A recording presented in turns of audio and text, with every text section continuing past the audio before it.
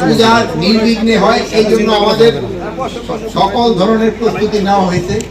কোনো ধরনের কোনো আশঙ্কা নাই, আপনারা খুব ভালোভাবে উদযাপন করতে পারেন। এর আগে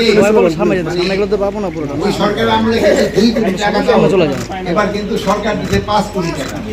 হয়তো আপনারা টাকা হয়তো 5 কোটি টাকা এবং চাউল কিন্তু আলাদা, এটা কিন্তু 5 কোটি টাকার ভিতরে না, টাকাটা আলাদা, টাকাটা হয়তো পেয়ে যাবেন। আবার আপনাদের এখানে এটা দেখার জন্য কিন্তু আপনাদের দায়িত্ব, আপনারাও কিন্তু 7 জন লোক রাখার কথা, ভলান্টিয়ার সবসময় এই ভলান্টিয়ার এখানে যেন ডিউটি করে, কেউ কোনো রকমের যেন কোনো পবিত্রতা যেন নষ্ট না হয়।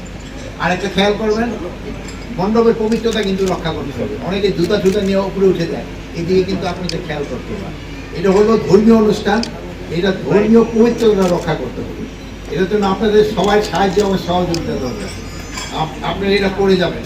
এবং এই পূজা যদিও আমাদের সনাতন হিন্দুদের, কিন্তু বাট সব ধর্মের লোকই কিন্তু এখানে আসে, সবাই আসে, এবং এর জন্য শান্তিপূর্ণভাবে হয়, এটা দিয়ে খেয়াল করবে। আপনি কি এখানে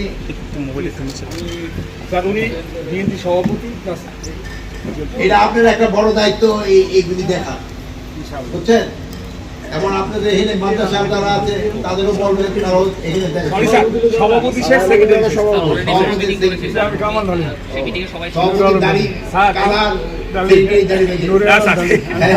আচ্ছা, ভালো থাকেন, দোয়া করুন। সময় নেই, আচ্ছা,